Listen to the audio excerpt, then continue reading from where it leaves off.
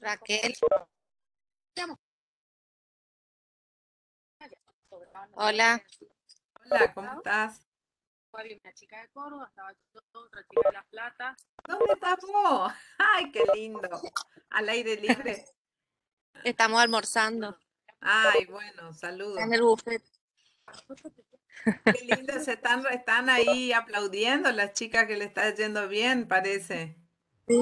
Sí. Está lindo. Sí. Escucha, te dejo como organizadora o está Dani para dejarle. No está Dani, Te pero dejo a vos. ahí va a estar conmigo. Pero Bueno. decime nomás, acá, si vos me pones como organizador, ¿qué es lo que tengo que apretar para grabar? Nada, para grabar. Espera, Eh, porque ya está grabando. Reanudar, ahí está. Ay, disculpen chicos, bueno. Grabación de la reunión. Bueno, ahí arrancamos. ¿Quieren que comience así rapidito lo que hablamos hasta ahora? Fue muy poquito. Que comienza la dentición primaria con la erupción, comienza la dentición mixta con la erupción de los primeros molares permanentes, eh, suceso que se produce con la ubicación de estos primeros molares inmediatamente por distal de los segundos molares temporarios, y para ello les sirve de guía, juega un rol muy importante el plano poslactal. El plano poslactal, que decíamos podía ser considerado con una evolución normal cuando este plano sea recto o con escalón mesial. No así cuando el plano poslactal tenga un escalón distal. Y bueno, y hay distintos autores, algunos opinan de que la erupción se produce ya en una relación cúspide mesiovestibular del superior con surco mesiovestibular del inferior, y hay otros autores que dicen que erupcionan cúspide con cúspide, que es posterior por el crecimiento y desarrollo de los maxilares este ajuste. Son distintas teorías. Bueno, en cuanto a, ¿se escucha bien ahí? Bueno, en cuanto a la secuencia de erupción, tenemos que considerar la secuencia eruptiva y la cronología de erupción. La secuencia de erupción es en realidad lo que es importante de considerar y cuidar a lo largo del crecimiento y desarrollo del niño, de que no se altere, porque existen distintos factores que son factores etiológicos de maloclusión, que pueden actuar en determinados momentos en la boca del niño y que hacen alterar esta secuencia eruptiva. Por ejemplo, cuando se realizan extracciones prematuras y no se guardan los espacios, no se utilizan adecuadamente los mantenedores de espacio, se puede alterar esa secuencia de erupción. Es distinta en el maxilar superior que en el inferior. Siempre las piezas dentarias permanentes van erupcionando con una mayor predisposición a erupcionar primero en el maxilar inferior que en el superior.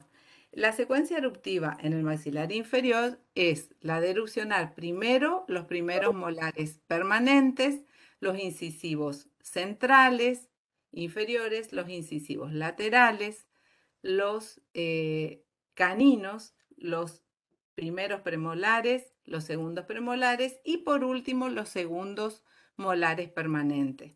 Esa es la secuencia eruptiva en el maxilar inferior. En cambio, en el maxilar superior van a erupcionar primero los primeros molares permanentes, los incisivos centrales, laterales. Ahí van a erupcionar los primeros premolares, segundos premolares, después van a erupcionar los caninos y por último los segundos premolares. Y esto es muy importante a considerar porque van a ver ahora cuando analicemos la cronología que si por algún motivo erupcionan primero los segundos premolares superiores antes que los caninos, se van a producir la mesialización de las piezas dentarias y falta de espacio para la erupción correcta de los caninos superiores, que generalmente quedan ocluyendo o quedan ubicados en una intraoclusión. ¿Mm? En cuanto a la cronología de la erupción, podemos decir que los grupos dentarios van a ir erupcionando un grupo por año. ¿Mm? ¿Están escuchando, chicos? ¿Escuchan? Sí, doctora. Sí, doctora. Sí, porque no veo que salga acá la imagen de nada. Bueno, entonces van erupcionando un grupo dentario por año. Fíjense, en el maxilar superior y en el maxilar inferior, acá les determina bien. No hay mucha diferencia en cuanto a las edades, si erupcionan primero en el maxilar superior o en el inferior. Acuérdense que dijimos que siempre preceden las piezas dentarias del maxilar inferior. Pero los primeros molares erupcionan a los 6 años, los incisivos centrales a los 7 años, los incisivos laterales a los 8 años. Recuerden que con la erupción de los primeros molares permanentes se produce el segundo levante fisiológico de la oclusión. Cada levante fisiológico de la oclusión, porque cuando erupcionan los segundos molares vamos a tener el tercer levante fisiológico de la oclusión, recuerden que significa que va ganando altura, crecimiento y desarrollo de la articulación temporomaxilar, sobre todo en sentido vertical, porque se va profundizando la cavidad glenoidea y desarrollando y calcificando la eminencia articular del temporal. Eso sucede, digamos, en forma paulatina con cada levante de la oclusión. Bueno, ¿qué pasa ahora a nivel, seguimos hablando de la cronología de la erupción con la erupción de caninos premolares en el maxilar superior que en el inferior? Fíjense, en el maxilar inferior continúa con la erupción de los caninos a los 9 años, a los 10 años la erupción de los primeros premolares, a los 11 años de los segundos premolares y a los 12 años los segundos molares. Mientras que en el maxilar superior van a erupcionar a los 9 años los primeros premolares, a los 10 años los segundos premolares, a los 11 años los caninos y por último los segundos molares a los 12 años. ¿Mm? Así que fíjense cómo ahí hay una diferencia de cronología, por lo tanto, de secuencia eruptiva también. ¿Mm? Seguimos. Tenemos que diferenciar, al hablar de las características de la dentición mixta, la evolución en dos etapas bien diferenciadas. La primera etapa, que es denominada etapa precoz o etapa temprana, que comprende entre los 6 y los 8 años, y otra segunda etapa que es tardía o prepuberal, que va de los 9 a los 12 años. En esta etapa precoz o temprana, podemos decir que comienza con la erupción de los primeros molares permanentes. Dijimos hoy que erupcionaban inmediatamente por distal de los segundos molares temporarios, y en el sector anterior con la erupción previa exfoliación de los incisivos temporarios y erupción de los incisivos permanentes. ¿Mm? Es decir, que vamos a tener en esta primera etapa una zona anterior y una posterior que son zonas eruptivas. Mientras que entre ambas zonas va a existir otra que es la zona considerada de sostén. ¿Por qué? Porque va a estar representada por caninos y molares temporarios, y la función de esta zona va a ser mantener la dimensión vertical de la oclusión durante estén erupcionando las piezas dentarias de las zonas eruptivas. ¿Mm? Aquí en esta imagen van a ver cómo a los 2 años y medio la dentición primaria ya está completa, a partir de los 2 años y medio, 3 años. A los 5 años ya los arcos dentarios entre los 4 años y medio, 5 años, deben tener diastemas entre las piezas dentarias, lo que nos está indicando un crecimiento en sentido transversal. Y a los 8 años, en esta imagen, ven perfectamente bien cómo en el sector anterior y en el posterior vamos a tener las zonas eruptivas y en la parte intermedia la zona de sostén. Todo eso constituye la primera etapa, que es la etapa temprana o precoz, que termina a los 8 años. ¿Quedó claro eso? Esa primera etapa. ¿Les queda claro, chicos? Sí, Doc. ¿Sí? Bueno, porque después, cuando, fíjense en esta imagen, tenemos que ya los incisivos en el sector anterior y los primeros molares en el sector posterior alcanzan su oclusión. Es decir, que ahí termina este estadio temprano y cuando tanto los incisivos como los molares ocluyen entre sí, están en condiciones de mantener la dimensión vertical o la altura de la oclusión. Entonces acá los roles de las piezas dentarias cambian, porque lo que hasta ahora eran zonas eruptivas van a pasar en el estadio siguiente, que es la etapa tardía, a ser zona de recambio. Y los incisivos y molares, la zona de incisivos y molares van a constituir la zona de sostén. Fíjense en esta imagen, a los 9 años, cómo comienza con el recambio de la zona de sostén, que está determinada por caninos y molares temporarios. A los 11 años, con la erupción ya de los premolares, y a los 13 años con la dentición completa. Entonces, etapa tardía, lo que antes era zona de recambio, ahora pasa a ser zona de sostén, que serían los incisivos y molares. Y la zona intermedia, que estaba representada por caninos y molares temporarios, va a cambiar por la erupción de los premolares. Sería esa ya la zona de recambio. ¿Qué pasa con la dentición con el sector anterior, el sector de incisivos, en la etapa tardía? Y acá se va a tener que producir seguramente y con mucha necesidad, el crecimiento en sentido anterior de todo este sector del maxilar para dar lugar a la erupción de las piezas dentarias de los incisivos permanentes. ¿Por qué? Porque imagínense que el diámetro mesiodistal de los incisivos permanentes es mucho mayor a la de los incisivos temporarios.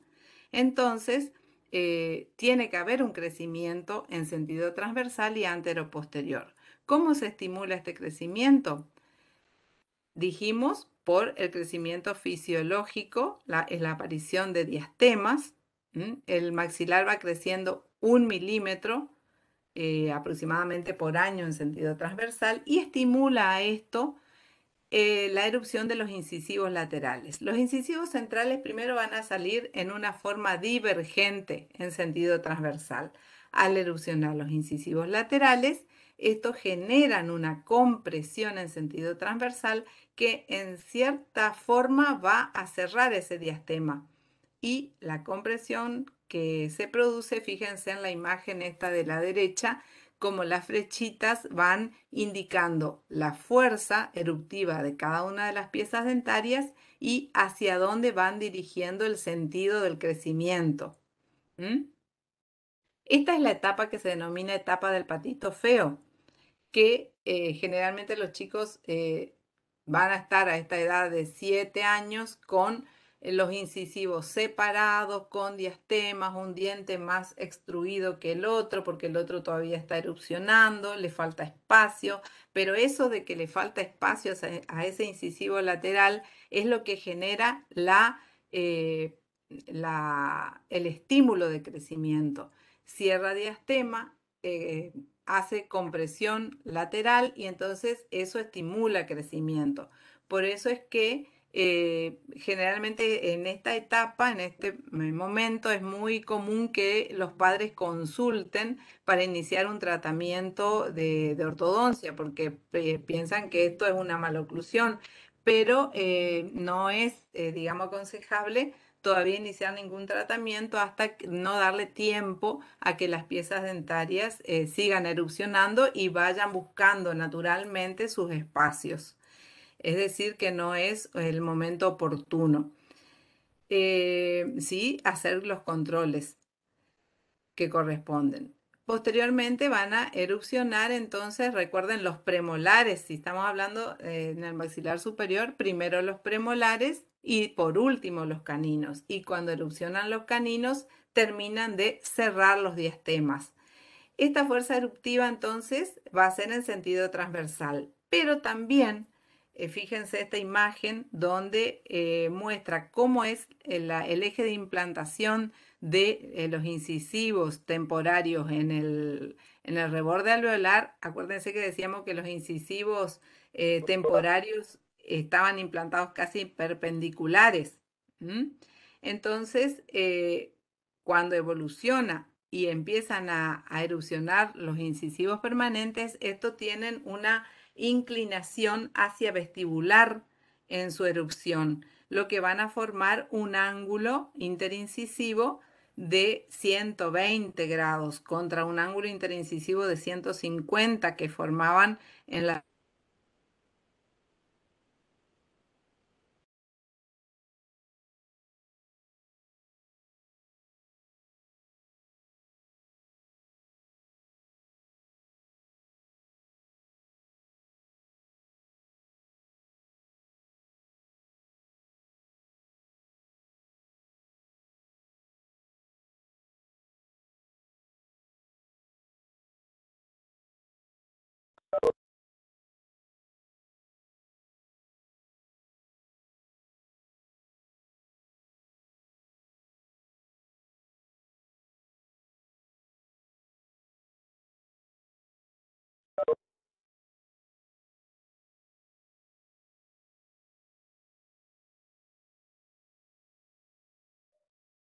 Parece que la doctora tuvo algún inconveniente, chicos, así que aguarden, que seguramente se va a retomar. ¿Me escuchan? Chicos, Sí, doctora, está bien. Sí, doctora. bueno, gracias. Ya seguramente algún inconveniente habrá tenido. Se fue su imagen y su voz. Ahí ya la contacto.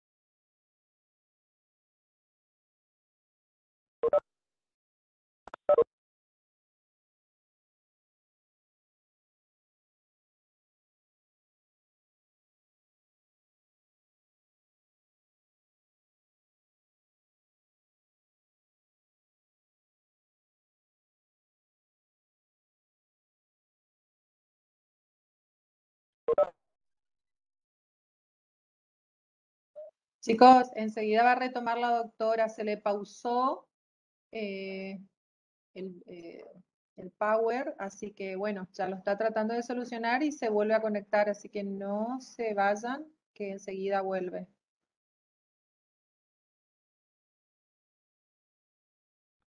¿Están escuchando? Hola. Sí, doctora. Sí, ahora Ay, sí, chicos, no sé qué pasó, pero se tildó, quedó todo quieto.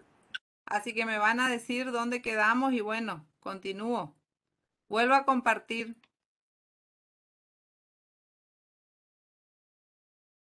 Esperen, voy a abrir porque tuve que cerrar la computadora porque no me hacía nada.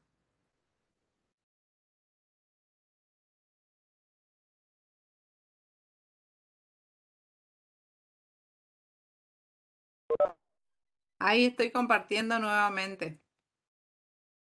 Qué lástima, bueno. Vamos a hacer todo con calma. ¿Dónde habíamos llegado? ¿Qué fue lo último que escucharon? ¿Se acuerdan? Si están atentos. está ¿Desde con el dónde power, retomo, Recre, yo te chicos? aviso, estabas en el sector anterior, estabas describiendo. Ah, bueno, entonces fue ahí poco tiempo que yo le iba explicando cómo en la etapa esto. Ahí. Abrí tu Ahí, ahí doctora. Sí, sí, sí. en esta Abro ahí. imagen. Ahí. Sí, ahí, Pero ¿y la perfecto. grabación? Vos sabés que cuando grabé, me parece que fue cuando puse para grabar, ¿puede ser? Está ¿Se está grabando, grabando? sí, sí, sí, ¿Se está grabando? sí. Está en Bueno. curso la reunión, nunca se cortó la reunión. Ah, bueno. Súper. Bueno, entonces yo les iba explicando cómo de una situación en la que las piezas dentarias erupcionaban los incisivos centrales con una divergencia, cómo posteriormente con la erupción de los incisivos laterales que hacían compresión en sentido transversal, iba estimulando el crecimiento del todo el sector anterosuperior y el inferior, porque esto pasa tanto en el maxilar superior como en el inferior. Esto estimulaba un crecimiento transversal para dar lugar a la erupción de los incisivos permanentes que tienen un mayor diámetro transversal con respecto a los temporarios y que también favorece a que crezca esta zona la ubicación de las piezas dentarias por lingual o palatino. Y que al ir erupcionando los incisivos permanentes se van inclinando, lo van haciendo en forma inclinada hacia vestibular. Eso hace de que el sector, sobre todo el antero superior, pero también el inferior, crezca con un radio o con una circunferencia mayor en el maxilar de las piezas dentarias permanentes que las temporarias. ¿Entienden eso? Acá en este cuadrito les muestra con estas flechitas cómo las fuerzas que van generando cada pieza dentaria permanente al ir erupcionando y cómo va desplazando a las piezas dentarias temporarias hasta que produce su exfoliación. Fíjense, esta es la etapa del patito feo, sería cuando los chicos tienen las piezas dentarias todas así como abiertas, separadas, unas más menos erupcionadas que la otra. Entonces, por eso a veces ese es motivo de consulta por parte de los padres. Bueno, este es un resumen rápido que dice el mecanismo de ajuste oclusal en la zona anterior es por expansión fisiológica de los arcos, tanto en el maxilar superior que alcanza su mayor diámetro, digamos, o estímulo de crecimiento con la erupción de los caninos en la etapa tardía. Primero salen separados o divergentes los incisivos centrales y la pieza dentaria que por ahí no tiene lugar para erupcionar en el maxilar inferior suelen ser los incisivos laterales y a veces quedan un poco ubicados por lingual en un comienzo, pero por la misma compresión y fuerza que genera la lengua va a ubicarse hacia vestibular. En cuanto a los incisivos permanentes, ay, bueno, está pasando mi... Bueno, esto es lo que tiene la virtualidad. Tenemos que escuchar la propaganda del vendedor. Bueno, en cuanto a el maxilar inferior, también hay un ensanche de todo el maxilar inferior por crecimiento que es aproximadamente un 2,3 milímetros tanto en el sector anterior como en el posterior. Expansión hacia afuera, que ya dijimos, de los arcos dentarios en relación con la erupción de los dientes permanentes. En el maxilar superior, que yo les dije también, es de 1 milímetro mayor que en el inferior. Bueno, y así llegamos entonces a cómo se produce el mecanismo de ajuste oclusal en los sectores laterales.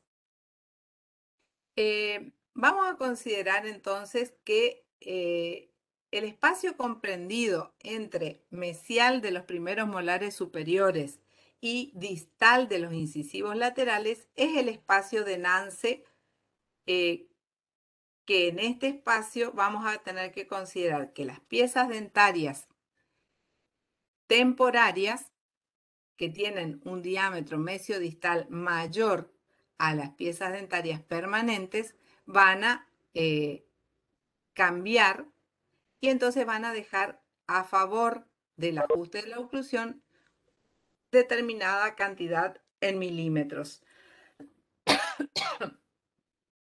Pero si comparamos en este cuadro de la derecha, vamos a ver cómo los caninos permanentes tienen un diámetro mayor a los caninos temporarios. Es decir, que no nos va a ayudar en nada al ajuste de la oclusión. Al contrario, vamos a necesitar espacio para ubicar los caninos. Pero sí nos deja un espacio a favor de ese ajuste el recambio de los molares temporarios por los premolares. Fíjense, en realidad la pieza dentaria que más favorece al ajuste de la oclusión es el segundo molar inferior temporario, que tiene un diámetro de 9,1 sobre considerándolo o teniendo en cuenta que en ese lugar va a ir a ubicarse el segundo premolar inferior, que tiene un diámetro de 7 milímetros. Es decir, que ahí sí nos queda un diámetro, un espacio mayor. En definitiva, en el maxilar superior, por diferencia de espacios mesiodistales, diferencia de tamaños mesiodistales en sentido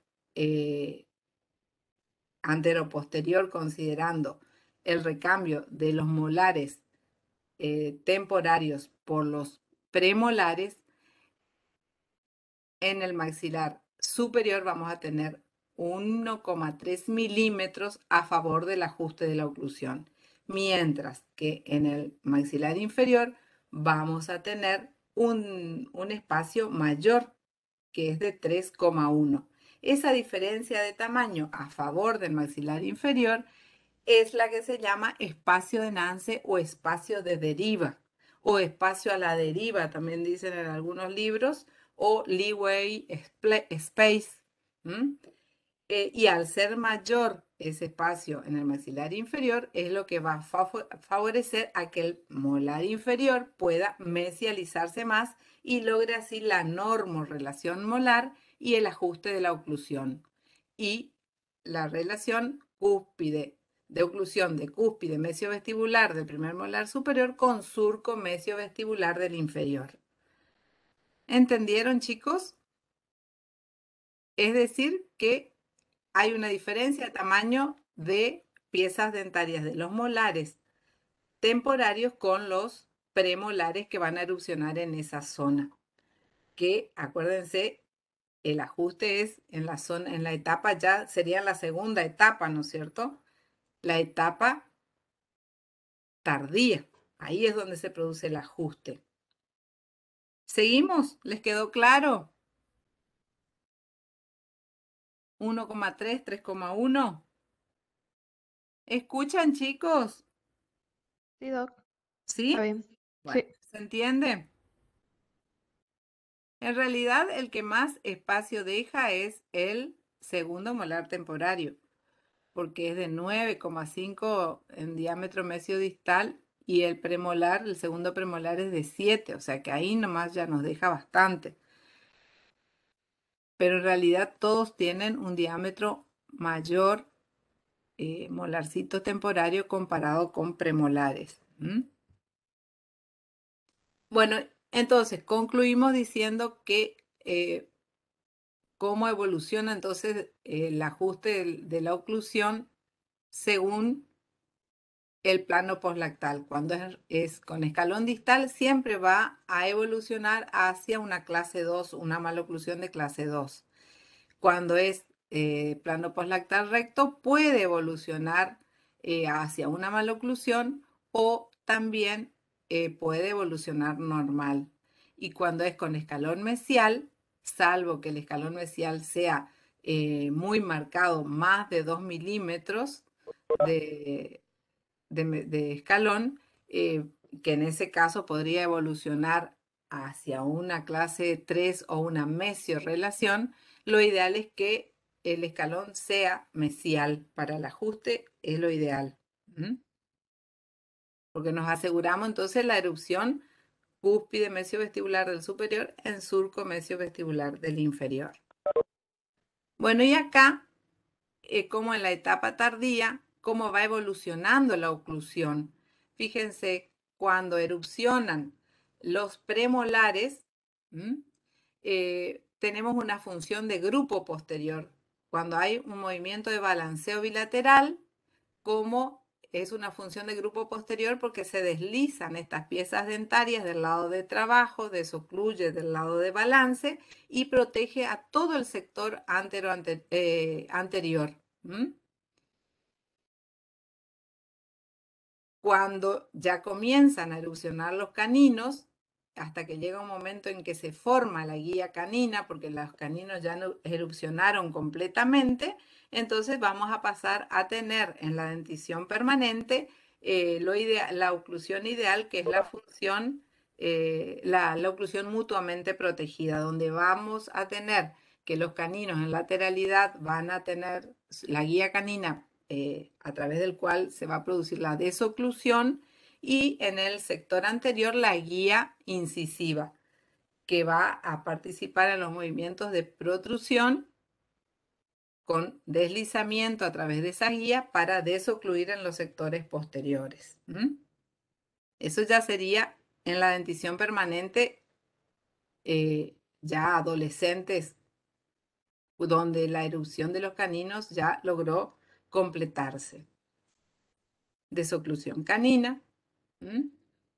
Y fíjense en esta imagen cómo los arcos primarios, si comparamos con los arcos permanentes, cómo fue mucho el desarrollo que tienen en comparación, y sobre todo en sentido anteroposterior, como decíamos al comienzo. Tanto es el crecimiento anteroposterior de ambos maxilares que da lugar a que erupcionen un nuevo grupo dentario, que es el de los molares permanentes, que antes no estaban, ya que los molares temporarios van a reemplazarse por los premolares. Aparece un nuevo grupo dentario. Bueno, y esto es como para resumir lo que vimos hasta ahora. Hablamos entonces de la secuencia de erupción, de la cronología de la erupción, pero que era más importante la secuencia, porque la cronología de erupción puede variar mucho entre un individuo y otro, entre un niño y otro, puede tener que ver a veces con la genética, con distintos factores del desarrollo del niño, su estado general, hasta el estado nutricional del chico puede incidir en la cronología de la erupción.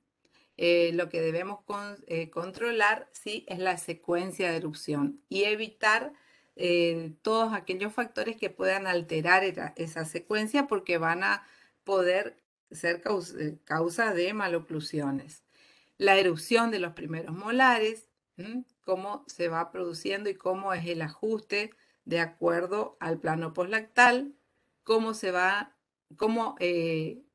suceden ambas etapas en las distintas edades, etapa precoz, temprana entre 6 y 8 años, donde aparece una zona de recambio y una zona de sostén, y la segunda etapa, que es la zona de la etapa tardía, donde se invierten los roles de esas zonas. Y después el mecanismo de ajuste oclusal del sector anterior, la etapa de patito feo, y el ajuste de los sectores laterales a través del espacio de deriva. Llegamos hasta acá, ¿se entendió todo, chicos? ¿Se entendió? Sí, doctora. Bueno, entonces vamos a hablar ahora de las arcadas permanentes. ¿Cuáles son sus características?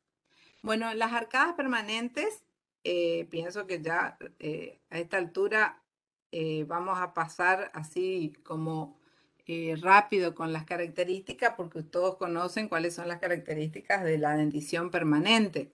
Tiene 32 piezas dentarias, 16 en cada maxilar, ocluyen los inferiores con 2 de los superiores, a excepción de los incisivos centrales inferiores y los segundos, las últimas piezas dentarias del maxilar superior que erupcionan con una sola.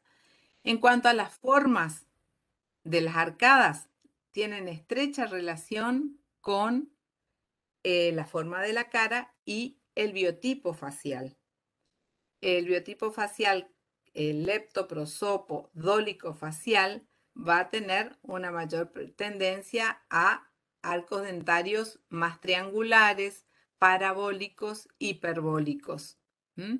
Fíjense acá en esta imagen, les muestra las formas que podemos tener. Parabólica, son formas más ovoideas, en forma de U, hiperbólicas. Hiperbólica es como más triangular, ovoideas, que son las más comunes, y la elíptica. La ovoide y la elíptica son las más frecuentes, pero tienen que ver con el tamaño y forma de la cara. Decíamos que cuando la cara es muy estrecha, cuando el individuo tiene una predisposición a ser más dólico, de cara larga, van a predominar la forma parabólica e hiperbólica. En cambio, los individuos con cara más, con un biotipo facial braquifacial o cara más ancha, va a predominar, por ejemplo, la forma ovoidea o en forma de U. ¿Estamos? La forma ovoidea es la más común. El maxilar superior desborda al maxilar inferior en todo su contorno. Si trazamos en esta imagen, nos muestra líneas que podemos trazar. Si consideramos una línea que pasa por vestibular de las cúspides de molares y premolares y borde incisal de los anteriores, nos referimos al maxilar superior, estos van a ocluir por vestibular de las cúspides vestibulares en el maxilar inferior. Es decir, que siempre el maxilar superior debe desbordar en oclusión al maxilar inferior. Característica de las arcadas: incisivos, caninos, premolares y molares. ¿Y cómo vamos a analizar ese análisis? Podemos hacerlo clínicamente o a través de modelos. Decíamos en clases anteriores. El análisis puede ser transversal y para eso vamos a utilizar el plano medio sagital. Vamos a ver entonces la coincidencia, que debe haber una coincidencia de líneas interincisivas del maxilar superior con el maxilar inferior y de esto con el resto de la cara. Y ahí podemos ver si existen de un lado y del otro simetrías o asimetrías. Fíjense en esta imagen cómo en los sectores laterales debe haber un resalte de las piezas dentarias del maxilar superior sobre las del inferior. O pueden tener una mordida bilateral invertida o unilateral invertida o una oclusión en bisagra o en tijera. Es decir, cuando todo el sector lateral superior, unilateralmente hablando o bilateralmente, ocluye por fuera del molar inferior. Esa sería en tijera. También podemos hacer el análisis sagital de los sectores laterales. Ahí vamos a observar la llave canina y la llave molar y para eso vamos a considerar el plano frontal, que es un plano transversal. Entonces podemos evaluar las llaves caninas que van a tener una llave canina en normorrelación cuando el canino inferior esté por mesial del canino superior, pero estén en contacto a través de la vertiente mesial del canino superior que debe contactar con la vertiente distal del canino inferior. Yo me limito hasta ahora a decirles que debe haber normalmente una normorrelación. En realidad sería una llave 1 de Angle, pero como todavía no vimos clasificación de Angle, no les quiero decir cuál es no les quiero ir hablando de llaves de Angle, pero en realidad cuando el canino inferior está por mesial del superior, es una normorrelación canina. Sería la llave o la clase 1 de Angle. En cuanto a los sectores laterales, también vemos la relación de los primeros molares,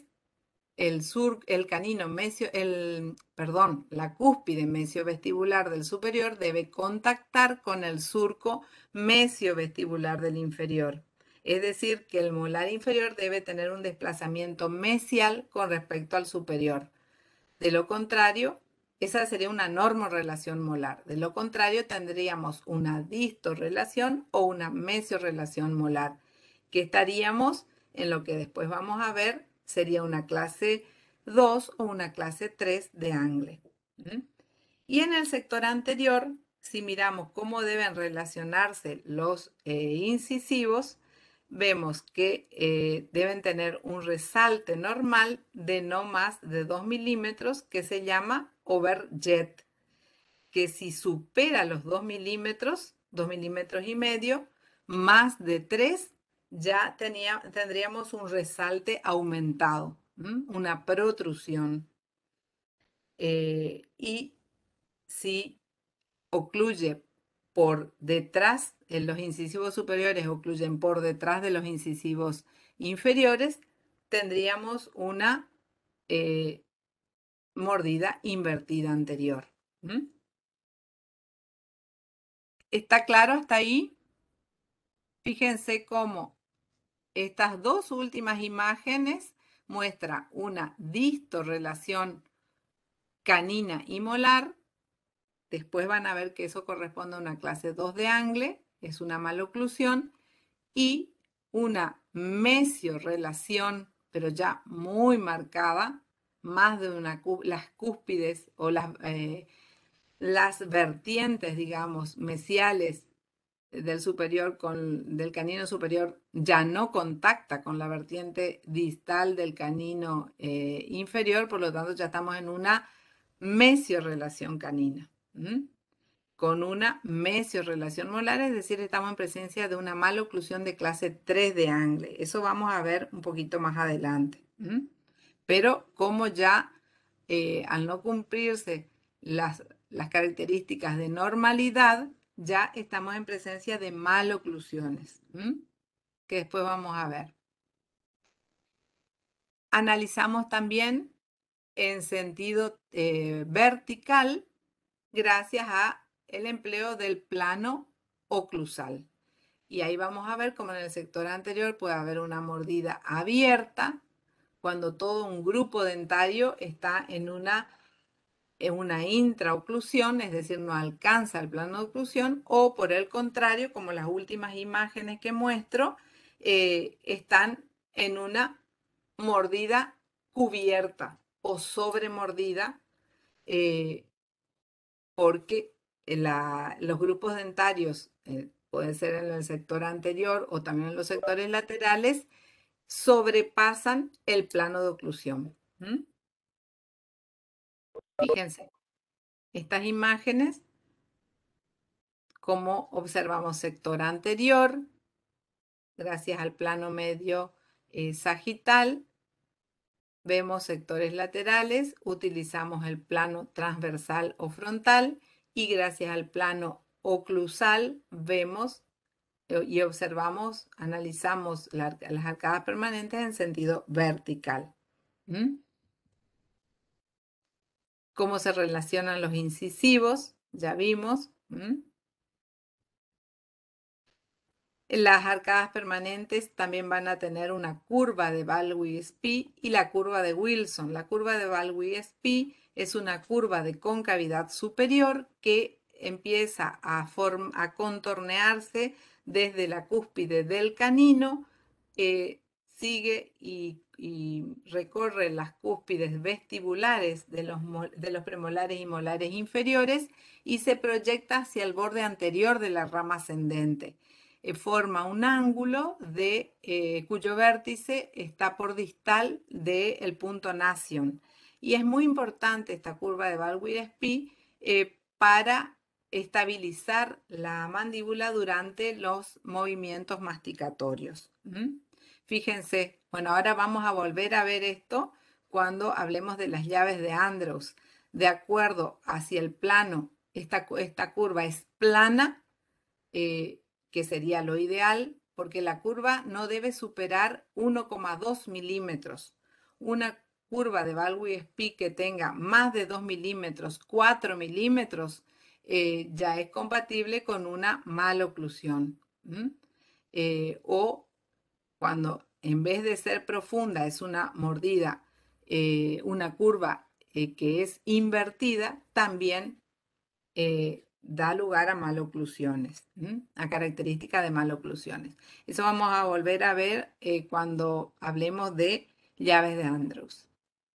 La curva de Wilson, que es la que pasa por las cúspides vestibulares de los premolares y molares inferiores y las cúspides linguales, y es lo que va a asegurar una estabilidad cuando la mandíbula en los movimientos masticatorios se van deslizando desde adentro hacia afuera y estabilizan la mandíbula durante la oclusión en la función masticatoria e impiden que estas cúspides, las cúspides palatinas de los superiores contacten con la de los inferiores. Es decir, que gracias a esa curva se estabiliza la oclusión. Y tiene también mantiene la dirección de las fuerzas o de las cargas de fuerza de los músculos pterigoideos externos. Fíjense en un corte transversal de ambos arcos dentarios en oclusión, como los ejes de las piezas dentarias superiores se dirigen siempre de arriba hacia adentro y hacia vestibular y hacia afuera. Bueno, y llegamos entonces a la última parte, que es la de las llaves de Andrews.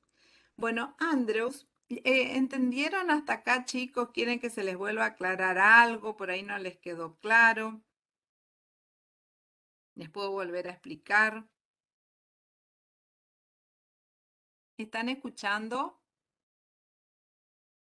Sí, doctora, se entiende, solo que quizás por ahí, en mi caso en lo particular, yo entiendo cuando usted explica, pero tendría que tomarlo yo a mi manera más despacito como para ir, Claro, no sé. lo que pasa es que uno les da la explicación, pero es toda una cascada de conocimientos nuevos, no, porque estos temas que tuvimos, sobre todo características de la dentición permanente, yo pienso que ustedes ya lo vieron en oclusión o no. Sí, Esto claro, por eso, se entiende muy bien, explica muy bien, de hecho se entiende. Claro, lo que pasa es que yo tengo que tener también un poco de velocidad porque si no, no voy a poder dar todos los temas, chicos. Pero por eso esto de característica de la dentición permanente me pareció pasar como más rápido. Lo que me interesa es que sepan características de la dentición mixta, porque eso no van a ver en otras materias. Llaves de Andrews también. Me parece que en otros programas no lo tienen. Bueno, en cuanto sigo entonces, igual si a ustedes en el momento de estudiar para el parcial o para el final se les presenta dudas, porque por eso vayan llevando leída la materia y ya van viendo qué es lo que entienden y qué no, y van preguntando sobre la marcha. No dejen para cuando rindan final para darse cuenta que no entienden un determinado tema. Vayan preguntando. Obviamente que uno va a fijar los conocimientos después porque no es únicamente entender, sino que tenés que fijar después, ¿no es cierto? Y ahí es donde a veces aparecen nuevas dudas. Bueno, sigo chicos. Bueno, vamos a hablar de las llaves de Andrews. Andrews en 1972 estableció o realizó, mejor dicho, un estudio sobre 120 casos de oclusiones permanentes de pacientes o de personas que él consideraba de características normales, ideales, o sea, él las veía con una oclusión que para él era ideal, cumplía todas las características de normalidad de la dentición permanente. Y entonces, y que no, una condición que tenían esos pacientes que no fueron tratados ortodóncicamente. Entonces, él en su estudio empezó a comparar cuáles eran las características normales que tenían estos 120 pacientes y que se repetían en todos. Entonces, determinó que en todos estos pacientes que él veía con una excelente oclusión, eran 6 características que él consideró claves para la oclusión normal y así determinó entonces sus 6 claves o llaves de la oclusión normal. No es una clasificación, porque por ahí en el examen final dicen clasificación de Andrews. No es una clasificación, son las 6 llaves que determina Andrews en su estudio. Para poder entender las llaves o claves de la oclusión de Andrews, debemos conocer primero una serie de terminologías.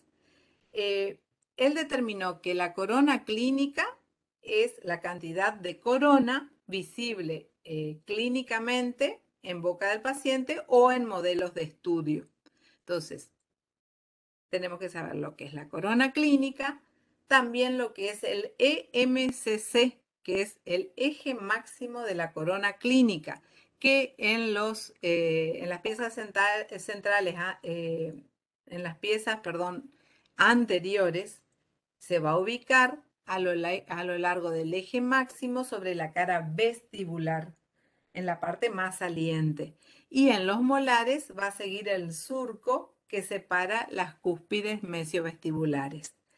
Aparte, sobre ese eje máximo de la corona clínica determinó el punto medio, que es el EM. Y entonces con estas características básicas, él determinó sobre el EM, uniendo con un plano todos los puntos EM, determinó el plano de Andrews y consideró que el plano de Andrews del maxilar superior y del inferior en un paciente con una buena oclusión, es decir, que no tenía giros ni maloclusiones, esos dos planos debían ser paralelos entre sí. Y determinó que la primer llave, la llave 1, nos habla de las relaciones molares. Nos dice que la superficie distal del reborde marginal distal del primer molar superior debe contactar con la superficie mesial de la vertiente mesial del reborde marginal del segundo molar inferior. Que la cúspide mesiovestibular del primer molar superior debe ocluir con el surco ubicado entre la cúspide mesial y media vestibular.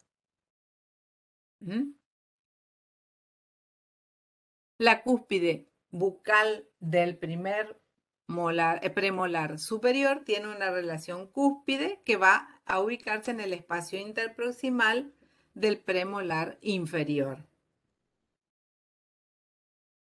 Que la cúspide mesiopalatina del primer molar superior debe ocluir en la fosa central del primer molar inferior.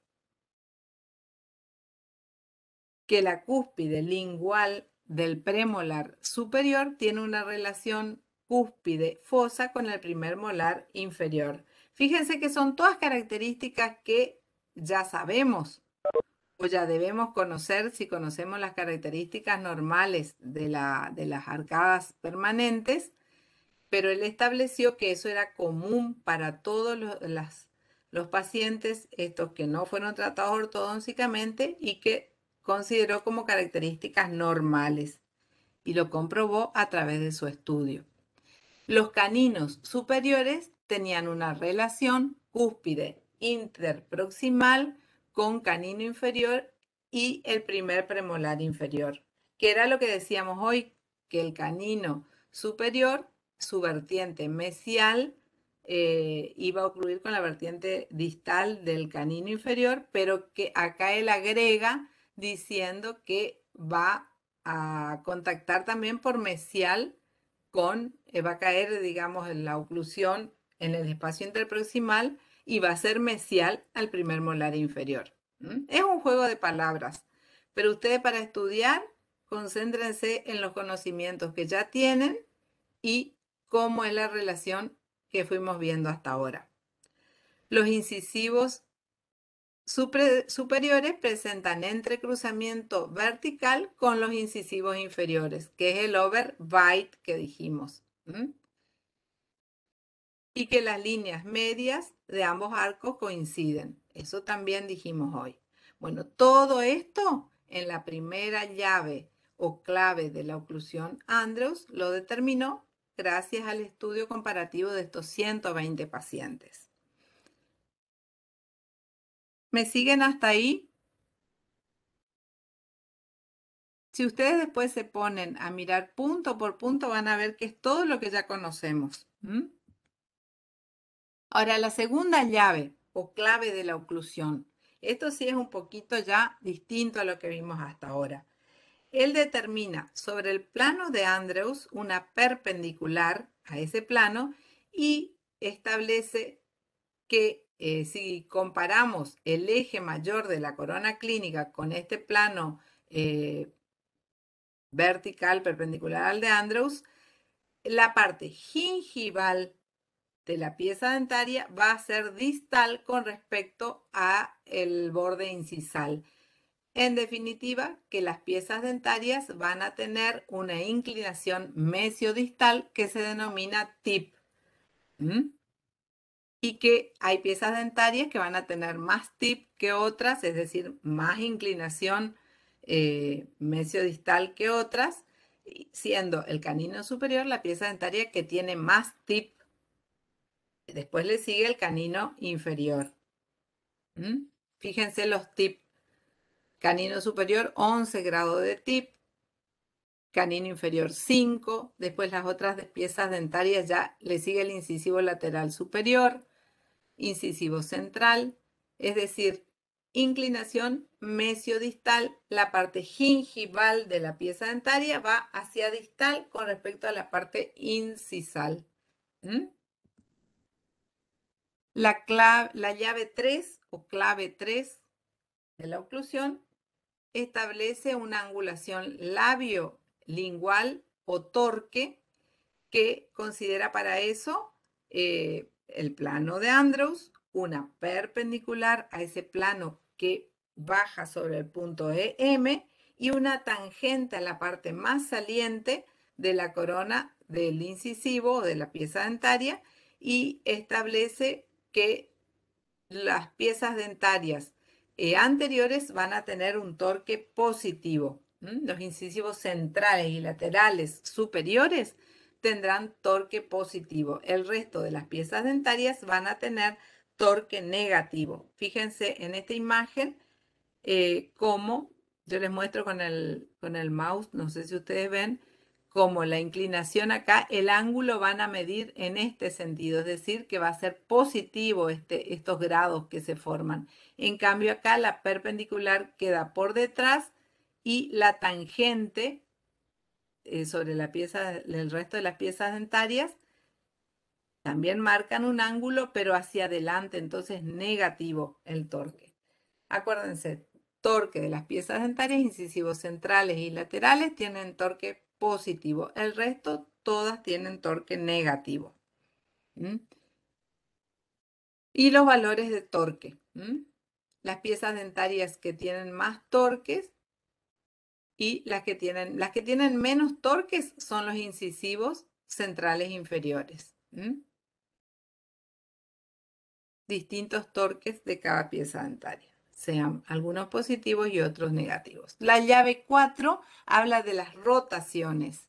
Las piezas dentarias deben estar ubicadas perfectamente en el arco dentario, es decir, que no deben tener rotaciones, porque las rotaciones, si se producen en piezas dentarias del sector anterior, va a utilizar menos espacio en el arco dentario. En cambio, si una pieza dentaria está rotada en el sector posterior, es decir, de premolares y molares, va a utilizar más espacio que el que le corresponde en el arco dentario. La llave 5 habla de los contactos justos. Todas las piezas dentarias deben contactar con las vecinas a través del punto o la relación de contacto y esto nos asegura una buena integridad del ligamento periodontal. Y la llave 6 o clave 6, que decíamos la curva de Spee, que comenzamos a hablar hoy y decíamos que lo ideal era la curva plana, que también podíamos tener, si superaba los 1,5 o los 2 milímetros, ya estábamos en una curva muy profunda, que no era conveniente, como este caso, que les muestro acá, una curva de Spee muy marcada, que daba lugar a una sobremordida en los sectores anteriores, y en el caso de una curva invertida, da lugar a una mordida abierta en el sector anterior, porque el contacto es en los sectores laterales, y entonces va a abrir la mordida en los sectores anteriores. Es decir que si no es una curva plana, una curva muy profunda o una curva de Spee invertida ya son compatibles con una maloclusión. Bueno, y así llegamos al final, chicos, del tema. No sé si les quedó, se interrumpió un ratito ahí cuando se tildó, parece, la computadora. No sé si quieren que les aclare algo, si les quedó claro. Igual tienen la grabación. Le vamos a subir si quieren el Power.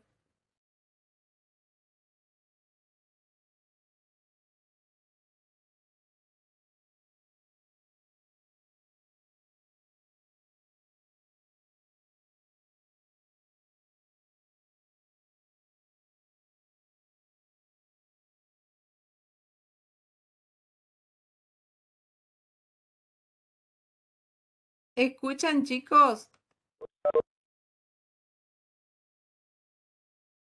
Sí, doc. Doctora. Sí, doctora. Sí, doctora, ¿Sí? se la escucha. Si ¿Escucharon hasta el puede subir, final? si ¿Escucharon puede hasta el subir final? después el power, se le agradecería. Sí, podemos subir el power. En realidad, esto de las llaves de Andrews es más fácil de lo que a ustedes les parece por ahí. Tienen que estudiarlo en forma razonada porque es el ideal de una oclusión, que es lo que ustedes ya saben, las inclinaciones que tiene la pieza dentaria, pero como él lo estudió empleando determinados planos, ¿no es cierto? Y toda la llave 1, que es una serie de puntos, hasta el punto, creo que son 9 puntos dentro de la llave 1, pero que son las características normales que ustedes ya saben, ¿entienden? Así que yo pienso que no van a tener problema para estudiar eso. ¿Entienden, chicos? Doctora, una consulta. Sí. Este tema entraría en el parcial también, ¿no? Y vamos a ver, generalmente con la doctora Andrea solemos ver que de equilibrar un poco los temas entre un parcial y otro, por ahí que no entren muchos temas en este parcial y quizás en el segundo muy poquitos. Entonces por ahí este tema como por ahí ya es el último que damos para este parcial, podemos dejar para el que viene. O sea, eso vemos después. Aunque no tuvieron tantos teóricos. Ya le vamos a subir todos los temas, pero no hay problema si por ahí son muchos para este parcial, podemos, como este es el último teórico que se dio, podemos dejar para el otro parcial. Tratamos de equilibrar en ese sentido porque no es cuestión de que ustedes salgan mal, al contrario, queremos favorecer que ustedes tengan tiempo de estudiar todos los temas y que anden bien. Total, si no lo estudian para este parcial, lo van a tener que estudiar para el otro. ¿Está, chicos? Doctora, ¿y es toda esa información cuándo nos lo daría? Y yo calculo que ya el lunes. Ahora podemos hablar con la doctora. Lo que pasa es que siempre hablamos con la doctora Andrea y todos los docentes y están con el posgrado, pero ya vamos a definir quizás en el transcurso de la tarde y ponemos los temas. Así ustedes ya pueden estar tranquilos bueno, van fijando los temas que les cuesta más. ¿Mm?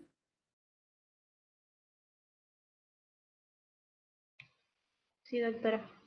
Bueno, cualquier duda que tengan, chicos, eh, Pero ¿cuántas preguntas suelen ser? suelen ser 30 preguntas. Todas preguntas múltiple choice, o sea, eh, por el aula, en media hora terminan. Es rápido, digamos. Gracias, Doc. Bueno, cualquier duda que tengan, chicos, me preguntan. Yo no tengo problema. Doctora, Bueno, ya cerramos entonces. Chao, hasta luego. Chao, chao. Gracias, doctora, hasta luego.